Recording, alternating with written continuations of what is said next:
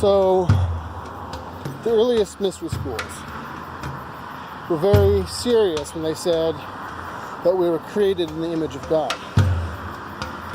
And we're talking old. We're talking like Old Kingdom Egypt here. We're talking Acadia, Babylon, and Sumer. It was very serious business when they said that. They believed, and we even find that even in more recent texts, such as the Kabbalion, which we argue to be still fantastically old, depending on who you talk to. There's this notion that the universe is fractal, that patterns repeat themselves, so that you have, say, an atom has a center power source and electrons that circle it, right? And then you have a cell that has has a nucleus and then little organs that circle it, and then you have a body. You have a center power source like the brain or the heart.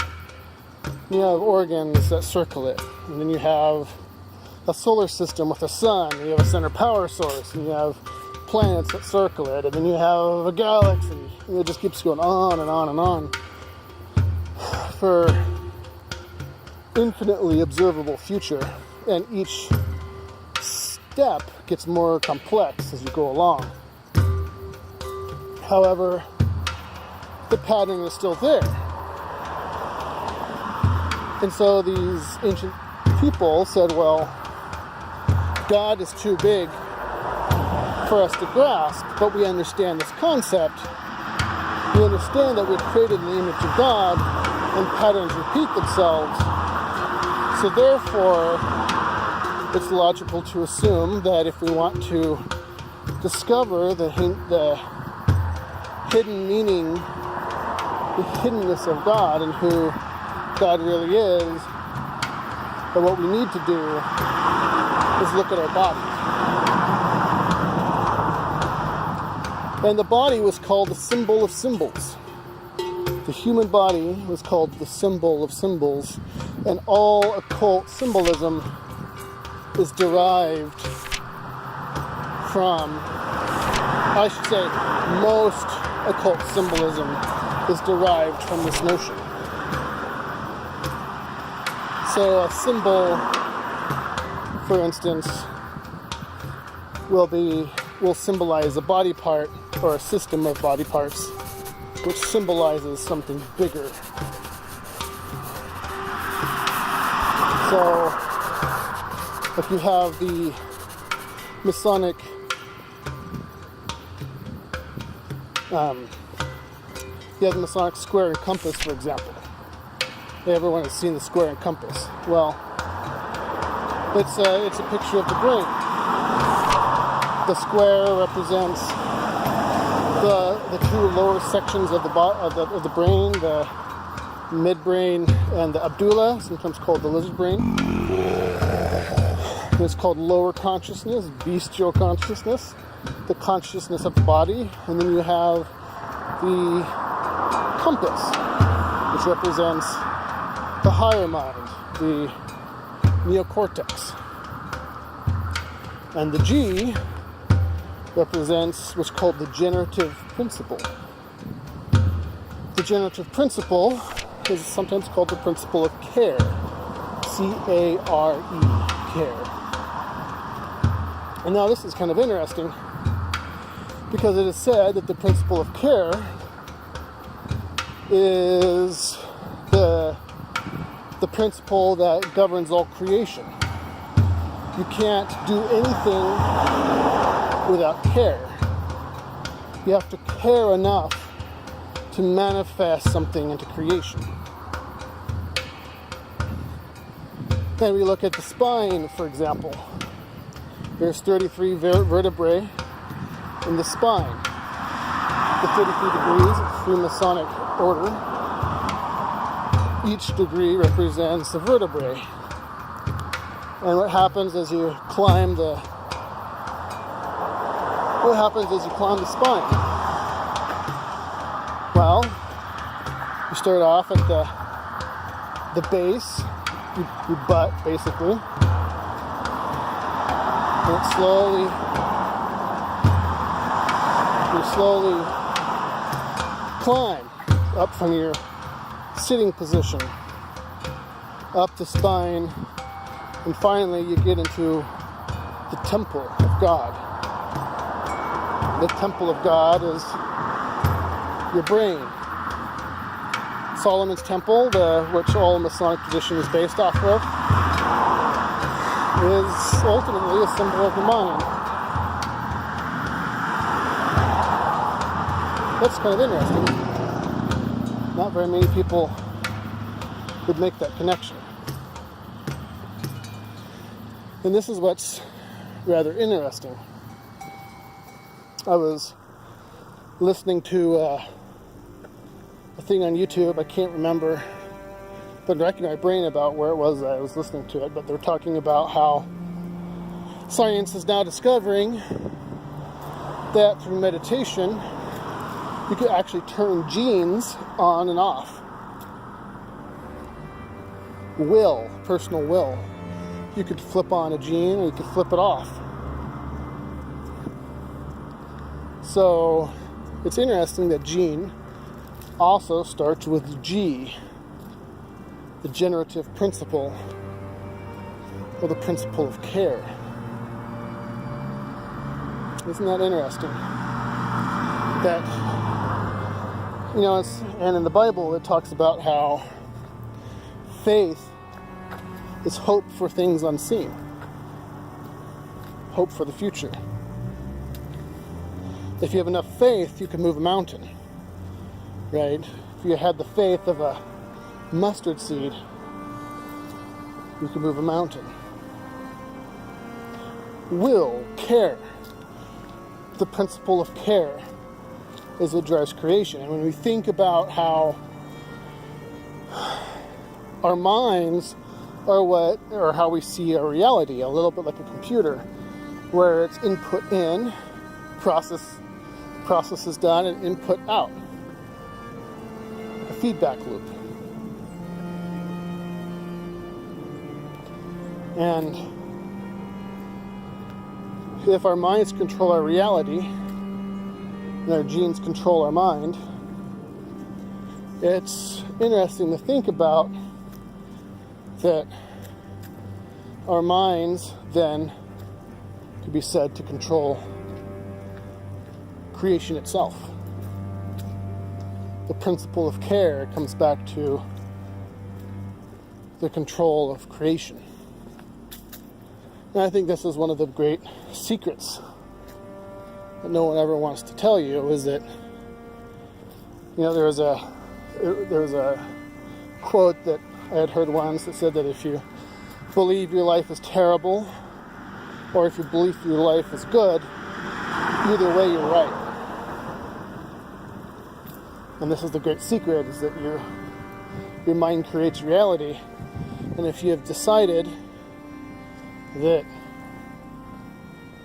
that you live in hell, well, you've just created that for yourself. Or if you decide that, life might be hard, but I'm really grateful for my blessings, and my life is full of love and goodness, and it might be hard, but it's not hell, well then, you've just created that for yourself. But it goes beyond that, right? It goes beyond just, our perception of things. What if we could actually, change reality as we know it? There's a guy by the name of John Gabriel who has a weight loss method that is highly successful. And what he tells you to do is to picture going into your cells. He was like 450 pounds or something like that, and lost it all in just a couple of years. And he said that what he did is he just went into a meditative state and pictured himself the way he wanted himself to be, writing on the cells things like thin and healthy and happy. And then without any external intervention, he started losing weight.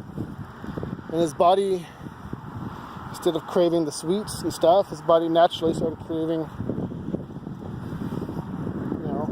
greens. It wasn't that he forced himself to eat greens, it's that his body started to crave it. But then we get into the dark occult. So if we know this, right? If we know that this principle of care is so important, if we know that it's what creates reality, it's what gets people to be healthy and happy and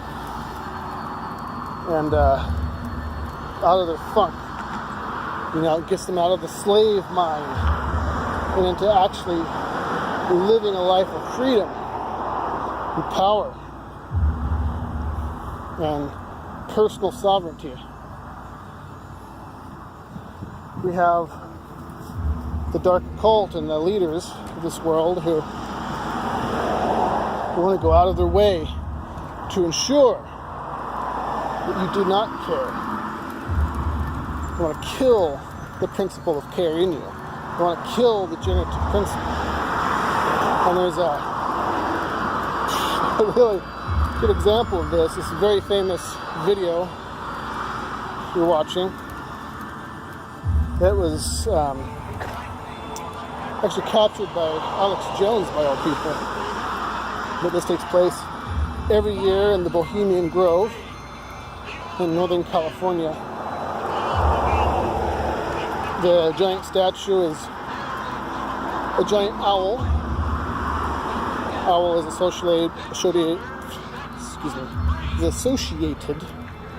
with the god Moloch. Very dark god. Moloch and Baal were very closely associated, typically with child sacrifice and immolation. But the ritual is actually called the immolation of care. Let me say it again. This ritual you're watching is called the immolation of care, where they ritualistically murder care. They don't just murder it, but they burn it alive. They burn it away. They don't want care in themselves, and they don't want care in others. These are the people who attend this party every year are presidents, CEOs, head of tech companies.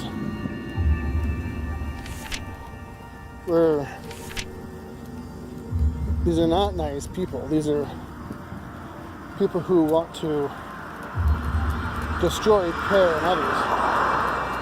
These are the people who fill you full of sugar so your brain is fogged, who will ban substances that will help expand your consciousness, but encourage you to drink alcohol and caffeine. Alcohol will dumb you down, and caffeine will ensure you stay in the alert, problem-solving, productive worker state of mind.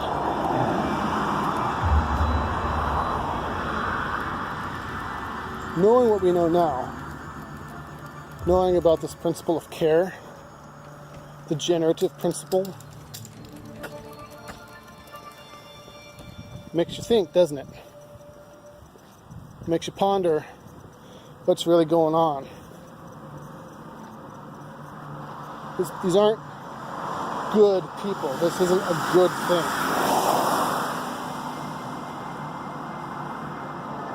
This is the dark occult. This is what real dark occult stuff is. It's not just putting on masks, worshiping the devil. The dark occult is very concerned with ensuring that the principle of care is stopped at all costs so that you stay asleep. You don't realize that you could change reality with a thought. And how easy that is to think a thought. Thinking a thought is very easy. But yet, you wonder why, my last video was about remembering real life. It was just kind of a quick one-off. But why we have to remember that our real life isn't in our phones. We're fed this narrative of pain and suffering and darkness. Everyone's out to get you. There's going to be a civil war, and to look up at the sky and listen to the birds and remember who you are. But you're fed this diet of sugar to keep you down, to keep you your thoughts captive, and then you're fed a false feedback loop of darkness and despair. That they just did a last point, and they did a study recently. I tried to find it. I can't find it off the top of my head, but so for now, I guess you're just gonna have to take my word for it. Study recently found that when you're watching television, all your executive problem-solving parts of your brain basically go to sleep. Like all your neocortex basically falls asleep, and you get stuck in the basically, remember we talked at the beginning about the square and compass? You get stuck in the square, in the fight or flight part of your brain. Well, you're not thinking clearly, you just get set into a survival mode where it shoots your cortisol levels, your stress hormones through the roof. So you're sitting there drinking your pop and you're eating those chips, and you may not think it consciously, but your body feels as though it's being attacked. And then they find out that the flicker rates on your phone tortures your eyes, because basically it's like looking at it's like looking at a strobe light, but just a really extremely high frequency strobe light. So your neocortex is turned off, you're put into a fight or flight situation, and then the flicker rate on your phone and your TV are torturing your brain. This is, not to get too conspiratorial, but this is like the MK Ultra level mind control shit, You just need to remember the power that you have. You have immense amount of power in you. Think about how easy it is to think a thought. Think about the principle of care. To simply care about something enough to think a thought about it is enough to physically change the world around you, for good or for worse. And that's not the kind of stuff you're told in Sunday school, folks. This isn't the kind of thing that you're taught in online. This is the real deal. Well, I sure love you. I hope you have a good day. I hope you think good thoughts. And I hope that you really pay attention to this principle of care and be mindful about what you're thinking.